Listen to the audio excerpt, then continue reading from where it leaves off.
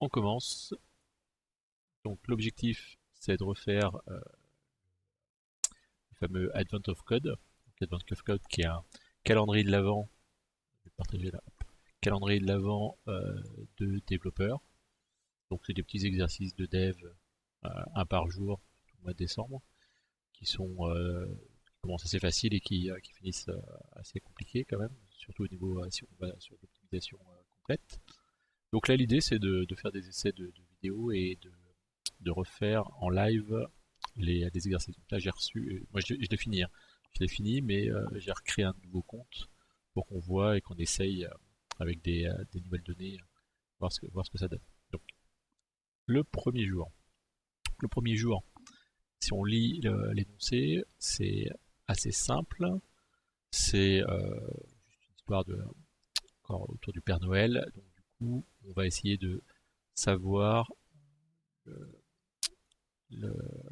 l'essence dont on a besoin en fonction de la masse. Donc là, le calcul il est assez simple. Il faut diviser par 3 la masse et après soustraire 2. Voilà. Donc, par exemple, il nous donne des exemples que 12, bien, on divise par 3, ça donne 4, et après on soustrait 2, ça donne 2, 14, ça donne 2 aussi, et ainsi de suite. Donc là, ce qu'il faut faire attention, c'est la division avec l'arrondi. Enfin bon, rien de très compliqué. Alors, pour faire ça, j'ai créé un petit template, parce que je vais le faire en Java, le langage que je maîtrise le mieux. Du coup, j'ai fait un petit template pour essayer d'optimiser un petit peu le truc. Donc, toujours avec les premières phases d'initialisation où on lit le fichier de données. Donc là, si vous voyez ici, là, mon puzzle input, donc ça c'est tout. Ça c'est l'input de mon puzzle. Donc je le remplis dans mon fichier d1.txt. Là, ensuite, on va lire le fichier et afficher le résultat. Donc c'est dans, dans une classe abstraite. On a part 1 part 2 à développer où on va résoudre les deux problèmes. Oui, parce que je ne l'ai pas dit, mais les problèmes sont en deux parties. Ça, c'est la première partie. Une fois qu'on a débloqué, on a mis la bonne réponse dans de la première partie, ben on débloque la deuxième partie. Du coup, on n'a plus qu'à faire ça. Donc là, ce qui va se passer, c'est que on va lire toutes les lignes. Donc on va les sauvegarder. On va les sauvegarder. On va les sauvegarder dans des variables globales, hein. C'est pas l'idéal, mais notre truc, ça va le faire. Donc, à l'initialisation, on va lui passer le nom du fichier. Le nom du fichier va être lu par une classe que j'ai fait, classe utilitaire, qui prend un nom de fichier, qui retourne une liste de strings, une string par ligne, relativement simple. Et donc, ensuite il va falloir calculer pour chaque ligne le fuel dont on a besoin. Donc là,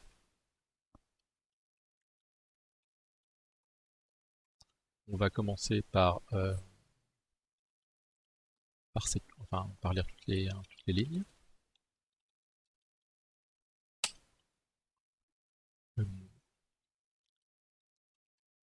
Pour chaque ligne, on va faire un traitement. Déjà, les lignes sont des strings. Il va falloir les changer on va mettre des entiers.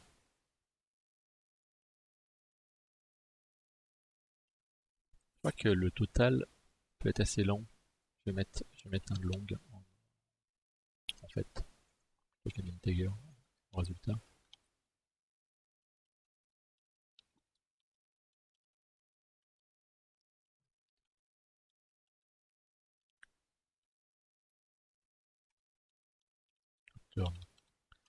Result.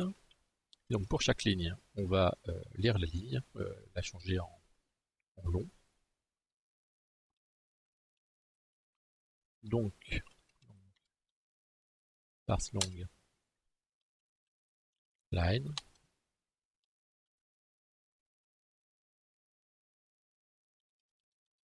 La valeur. Et on a dit que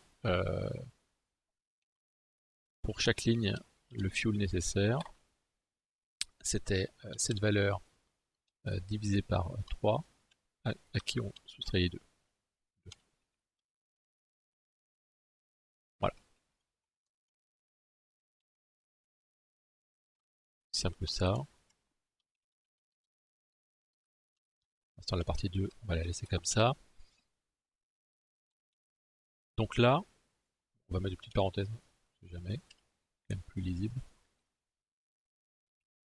Donc voilà, donc ça, c'est pour le résultat de la partie 1.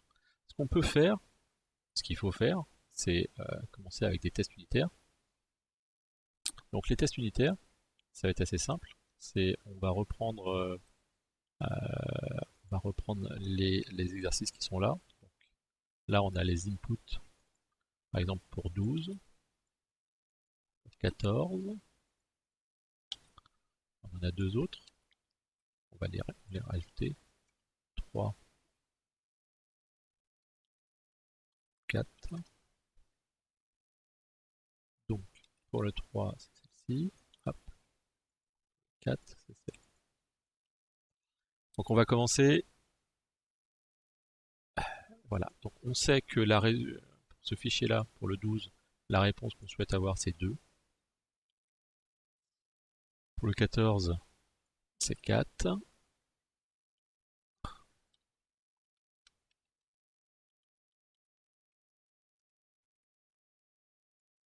Pour lui, c'est ça.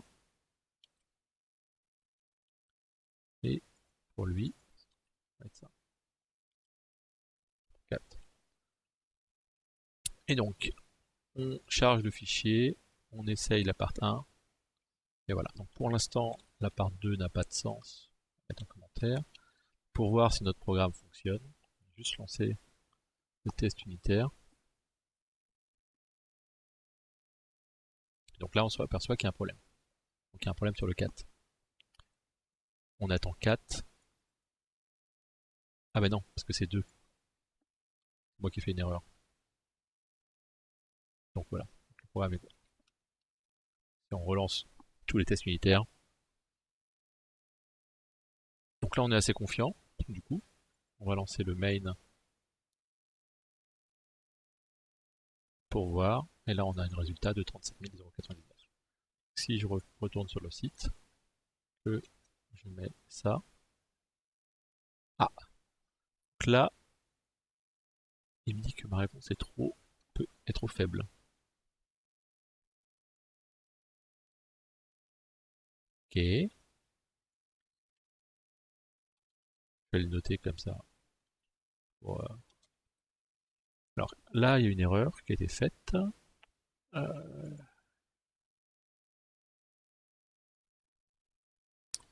Donc, pour regarder un petit peu, je vais regarder un petit peu ce que j'avais fait avant.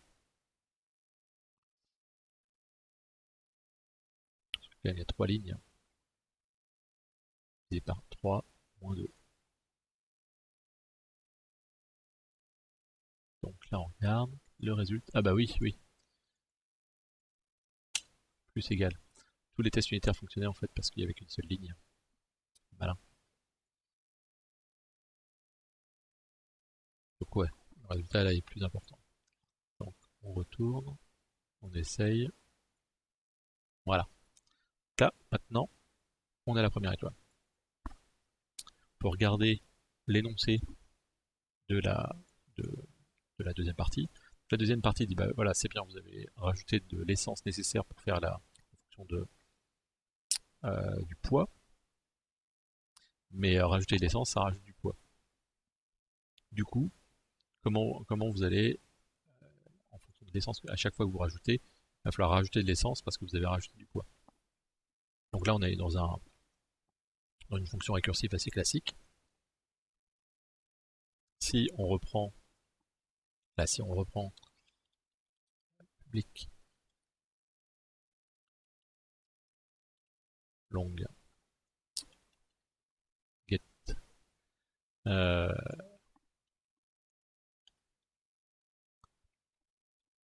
si on reprend le get full, là on va faire une fonction en fait qui prend en entrée un long qui est la masse. Si j'enlève pas ça, c'est compliqué. Qui est la masse. Donc on a dit que le résultat en fait, c'est la masse divisé par 3 moins 2.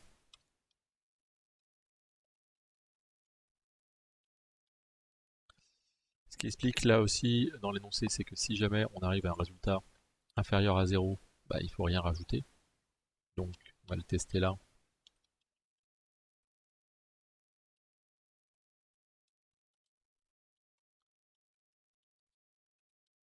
Voilà. Et sinon, eh bien, sinon, il faut retourner en fait le résultat, donc le poids qu'on a rajouté pour le fuel, plus la même fonction pour justement cette valeur-là. Voilà, méthode récursive.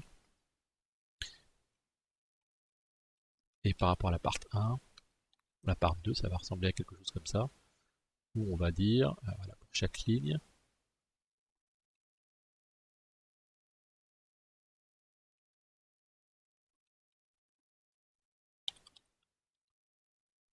on va appliquer ça, et on va avoir le résultat à la fin. Ça, c'est pas mal. Ce qu'il faudrait, c'est comme tout à l'heure, c'est faire du test. Donc là, on a aussi 1, 2, 3, on a 3 exemples. Donc on va les ajouter. Là, je vais mettre 2, 1.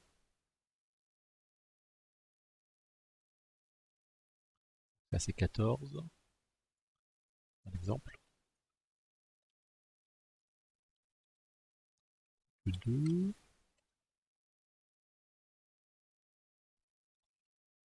De 2, celle-ci. Donc là, je reprends les exemples qui sont donnés dans l'énoncé avec la solution qui est donnée. Celui-là.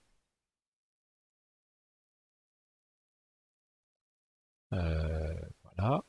Et donc, si on reprend le test,